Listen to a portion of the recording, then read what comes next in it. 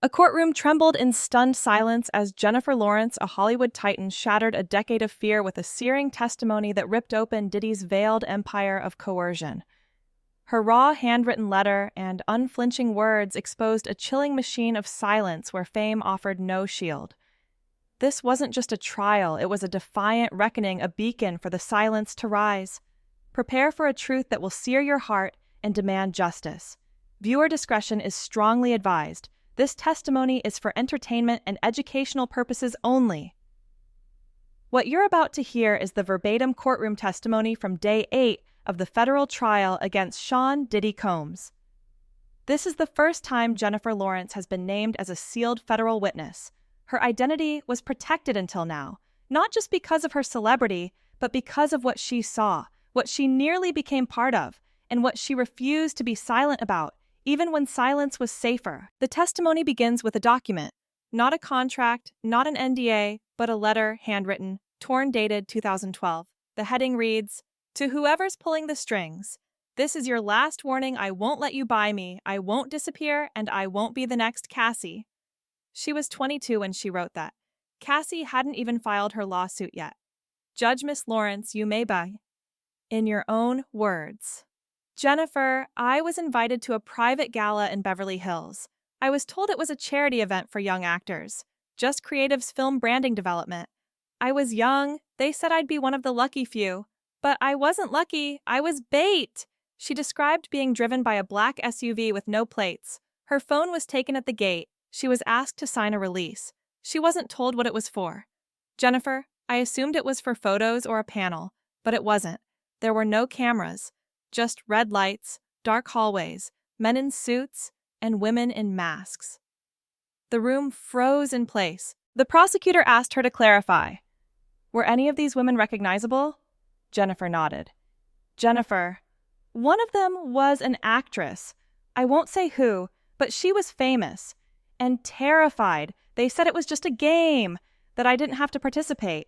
But once the door closed, I realized no one was allowed to leave early. You just smiled. You played your part, and you prayed you didn't end up in the wrong room. She described seeing a door labeled with a number, not a name. A girl came out crying. Another one never came back. Jennifer, I kept thinking, is this it? Is this where the stories come from? The prosecution introduced Exhibit 17A.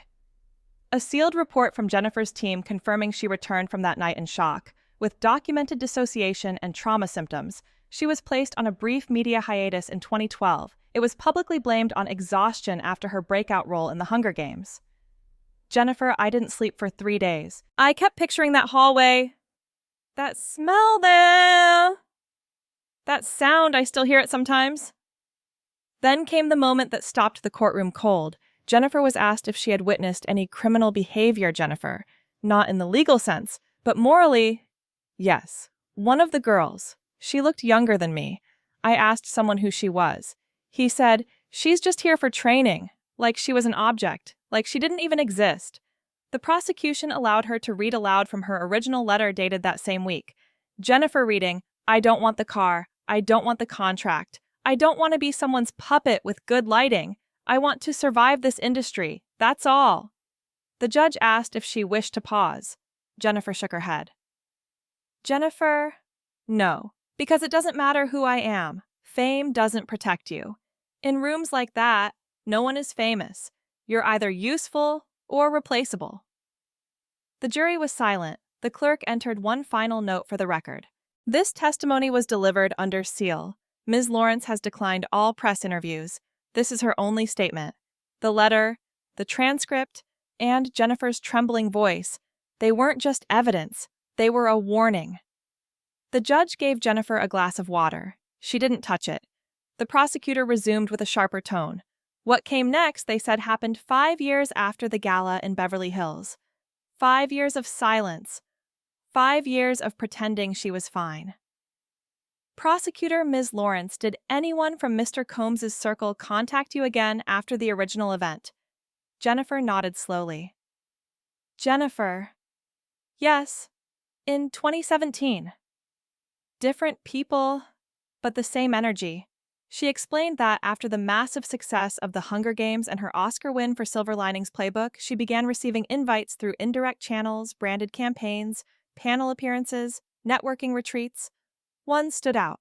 A woman named Ariel D., listed as a creative liaison, reached out via encrypted email through Jennifer's former publicist. The invite read, "We're curating a retreat for forward-thinking female talent hosted by Sean Diddy Combs, Santa Ynez. Off-grid. No press, just peace." Jennifer declined. But Ariel didn't let it go. A week later, Jennifer's phone rang. The number was blocked. She answered. "Jennifer, I still don't know why I picked up. Maybe I was curious. Maybe part of me wanted closure." The woman on the line introduced herself as Ariel. Jennifer confirmed the call under oath. Ariel quoted by Jennifer, "It's not like last time. That house is gone. The tunnels are sealed. This is about rebirth." The room reacted audibly. "Judge, order!" The prosecutor asked her to clarify, what did she mean by tunnels? "Had you ever mentioned them publicly?" Jennifer shook her head. "Jennifer, no one knew I had seen the hallway. No one knew about the second room. The padded one, I had never said a word. Not even to my family. So how did she know?" She said Ariel's voice was calm. Too calm, like someone reading a script she didn't write. Ariel quoted by Jennifer, "You don't have to do anything you're not comfortable with. Just show up, walk through. That's all he needs." Jennifer. I hung up. She reported the call to her legal team. They advised her not to pursue it. But the next day, she found something inside her trailer on the set of Mother and Envelope. No return address. Inside, a copy of her original unsigned NDA from 2012. It had her name typed at the top and the word reminder scribbled across the front in red ink. Jennifer. That broke me. That was them saying, "We're still watching. We still own the story." She didn't tell anyone, but she wrote a new entry in her private journal, Exhibit 17E. Jennifer reading from journal. "If I disappear, send this letter. It wasn't an accident. It started in the red room. It ends here." The courtroom was motionless. For a moment, even the defense didn't speak. Then the prosecutor leaned in. "Prosecutor Miss Lawrence, did you ever consider going public?" Jennifer, yes. In 2021, right after Cassie disappeared from the press, she said she had heard whispers of a settlement, of videos, of a vault. Jennifer, I started connecting the dots, not just what happened to me, but what almost happened to others. Cassie, Aubrey, even someone from my team. The judge called for a 5-minute recess. But no one moved because what Jennifer had just described wasn't just fear. It was infrastructure, a system, a silence machine. And she was never supposed to speak again. When court resumed, the prosecutor shifted course. No longer were the questions about rooms calls or NDAs. Now they were about people, specifically others who knew Prosecutor Ms. Lawrence. At any point did another public figure acknowledge your silence, even indirectly? Jennifer nodded. Jennifer? Yes, once. In 2019, at the Oscars. She recalled being approached during a post-event dinner by an unnamed actress more senior than her. The two had never worked together. They barely knew each other. Jennifer. She pulled me aside gently. Just said, "I saw your name once. On a list, just be careful who's still watching." The court asked her to identify the woman. Jennifer declined. Jennifer. She was scared too. The prosecutor didn't push it. Instead, they introduced Exhibit 17G, a photo Jennifer had privately taken on her phone dated April 2022. It showed a handwritten envelope left on her doorstep. No name, no note, just a single flash drive taped to the inside. Jennifer never plugged it in. She turned it over to her legal team. They confirmed the flash drive was blank, but 2 weeks later, a tabloid photographer who had taken unauthorized shots of Jennifer at a private event went missing, disappeared without a trace. Jennifer, I had posted nothing about that event. It was off the books. Private, but somehow, someone knew where I'd be. The photographer's phone pinged once in the hills near Mulholland Drive. It was later found. Screen shattered, battery removed. The case is still open. Jennifer's voice broke for the first time. Jennifer, I didn't want to connect the dots. I didn't want to believe it. But what if that flash drive was just to test me? What if someone else paid the price for me not playing along? The judge reminded the courtroom that speculation would not be included in the record but allowed the emotional weight to remain. Then the prosecutor introduced something else. Exhibit 17H, a leaked internal memo from a now-defunct entertainment PR firm tied to Combs Global. The document was recovered during a federal data sweep earlier this year. It listed reactive messaging protocols for young talent allegations. Jennifer's name appeared in a redacted line. It said I was unlikely to escalate due to brand protection instincts. Like I was predictable, like I'd never speak out because I cared too much about my own image. She took a breath. Jennifer. They were right, for a while. I stayed quiet. I smiled. I stayed booked. But I haven't slept right in 10 years. Then the final reveal of the segment, Jennifer confirmed that she had been offered hush money. Jennifer. Not in those words, but yeah. There were wires, consulting fees, clauses buried in brand deals. I told my team to walk. Every time. Prosecutor. And do you believe you were the only one, Jennifer? No. I think there are more. Some who walked in, some who never walked out. The judge allowed no further commentary. But the room didn't need it, because Jennifer's words had made one thing very clear: she hadn't just escaped. She'd survived a machine that was still running. And now, someone had finally hit record. The prosecutor's next question was blunt. Prosecutor Ms. Lawrence, are you familiar with the property located at 11 Star Island Drive in Miami? Jennifer hesitated. Then, Jennifer, yes, I was there once, briefly. She clarified that in 2014, during a promotional trip for the Hunger Games Mockingjay, she was invited to a small elite after-party hosted by a streaming executive. The location, a private mansion on Star Island. She arrived around 11 p.m. The music was low, the lights red, there were trays of white wine and covered drinks. Phone bags were handed out upon entry. Jennifer, I was told it was a wind-down, that it would just be music execs and press, but it didn't feel like press. It felt staged. The room Jennifer was brought into had 4 leather couches, a marble bar, and a wall of mirrors tinted from behind. She didn't stay long, Jennifer. One of the women recognized me. She leaned over and said, "You don't belong here, sweetheart." And that was enough. She left before midnight. But days later, during the X-Men Apocalypse press tour, she found something waiting for her inside her dressing room. A note, handwritten, folded into the sleeve of a leather jacket gifted to her by the studio's wardrobe department. She never told anyone, but she kept the note. It read, "That room had 3 cameras, one was above the mirror. Tell your team nothing." The court introduced Exhibit 18A. A scan of the note in Jennifer's handwriting, dated and time-stamped by her assistant. The prosecution then shifted focus. Prosecutor, did you ever see any footage from that night? Jennifer's voice dropped. Jennifer. Not from that night, but there was a clip. The court fell silent. Jennifer, it was on someone's laptop. A rep who had briefly worked with both Diddy's brand team and a streaming agency. She said the clip wasn't labeled, just stored inside a folder titled Event No IDs. It was maybe 12 seconds, no faces, but I recognized the room, the mirror, the chair in the center. She reported it to her lawyer. The laptop was later wiped. The rep resigned days later. The defense objected, unverified content hearsay. Judge sustained, but noted. Jennifer's eyes welled. Jennifer, I don't know what that footage was. I don't know who was in it, but someone knew I'd seen it. Because 2 weeks later, my trailer was broken into. Nothing stolen, I just reorganized. She paused. Jennifer.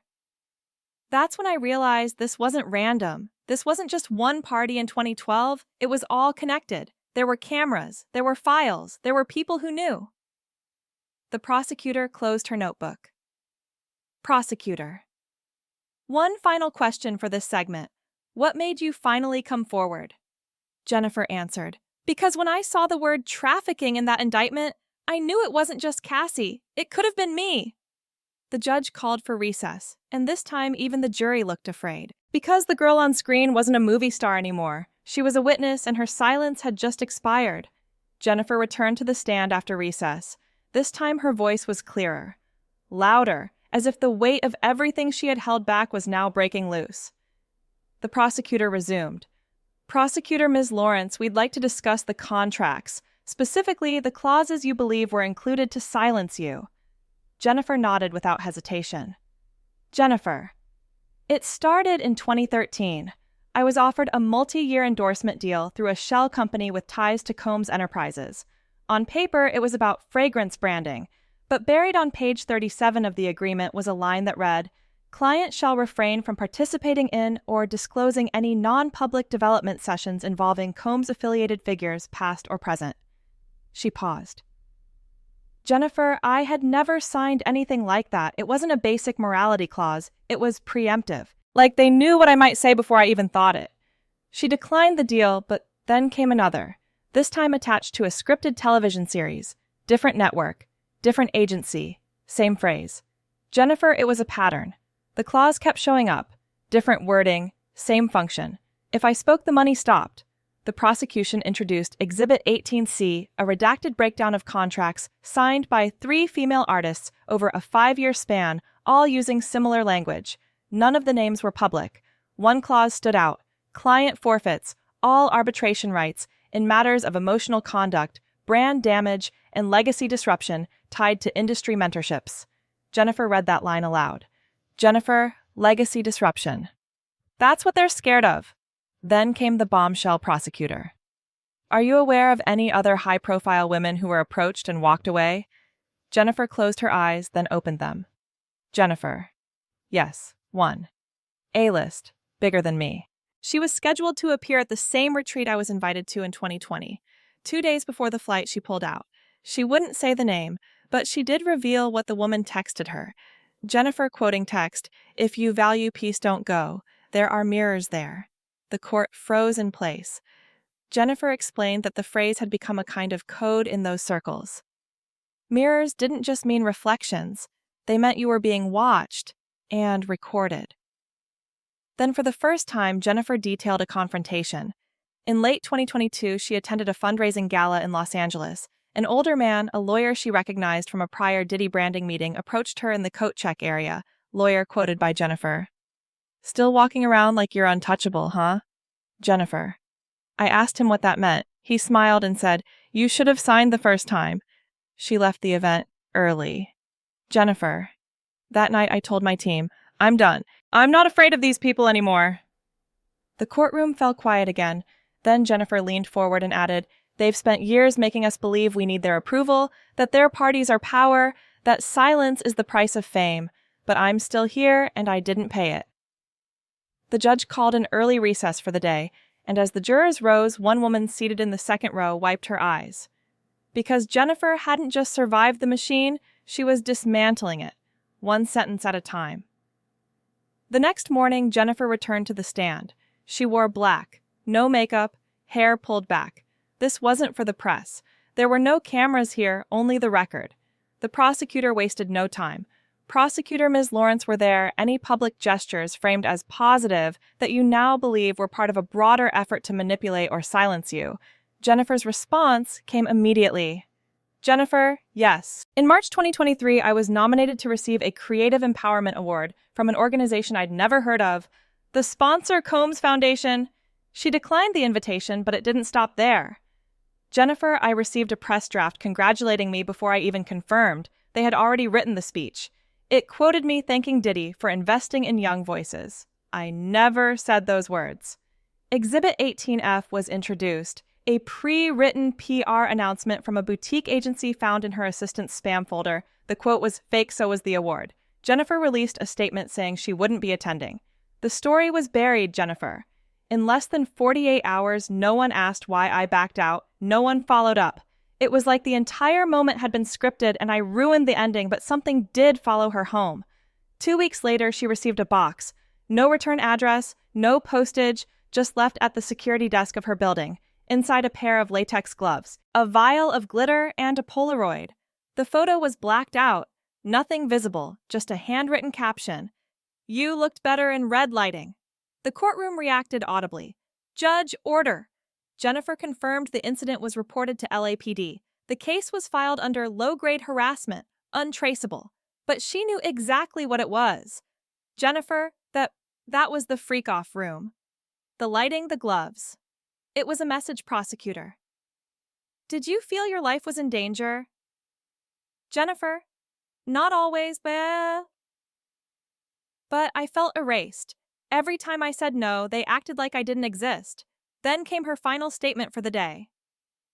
Jennifer, there's this myth in Hollywood that if you just work hard, play it safe, and smile enough, you'll be protected. That's a lie. I did everything right, and they still came for me. She looked across the room. Not at the jury, not at the lawyers, but directly into the judge's eyes. Jennifer, you want to know why I'm not afraid anymore? She lifted a folded sheet of paper from her lap. Jennifer, because this letter existed before any of the movies. The awards, the magazine covers. This is who I was before the world knew my name. And now, it's who I am again. The court transcript ends with the following note. Witness stepped down. Gallery remained silent for 37 seconds. Because for the first time, it wasn't about what happened behind closed doors. It was about the woman who walked back out and still chose to tell the truth. When Jennifer took the stand again, she was holding something new. Not a file, not a journal, not a contract, just a worn envelope. She didn't explain it. Not yet. The prosecutor began with a softer tone. Prosecutor Ms. Lawrence, did you ever speak to Ms. Ventura Cassie after her civil lawsuit was made public? Jennifer nodded. Jennifer. Yes, once, privately. She testified that they met unannounced in a back hallway of a studio lot. No security, no press. Just two women who recognized something in each other. Jennifer, she didn't say much, just hugged me and said, "Thank you for not asking questions back then. I couldn't have answered them." Jennifer confirmed that she had seen Cassie before, years earlier, in rooms they weren't supposed to be. In rooms with candles, rooms with lists, rooms with watchers. Jennifer, I didn't know what I was seeing at the time, but she did, and she still smiled. That always stayed with me.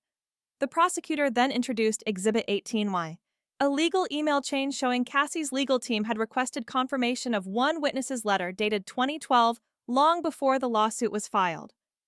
That letter, the one Jennifer had folded in her lap, she explained how it ended up in federal hands. Jennifer, I gave it to my attorney during a deposition on an unrelated contract case. He read it and asked me, "Are you ready for this to go further?" I said yes. It was submitted as sealed evidence. The judge read it personally. That was 6 months ago. Now, it was public. Jennifer was asked to read the final lines aloud. Jennifer reading, "I am not a victim. I am not a product. I am not a secret. If this letter ever reaches you, it means I chose myself over your silence, and you don't own me anymore." She folded the paper and placed it back in the envelope. Then she said something not written down. Jennifer. The first time I saw Cassie, she was walking through a door she didn't want to open, and now, she's the reason I opened mine.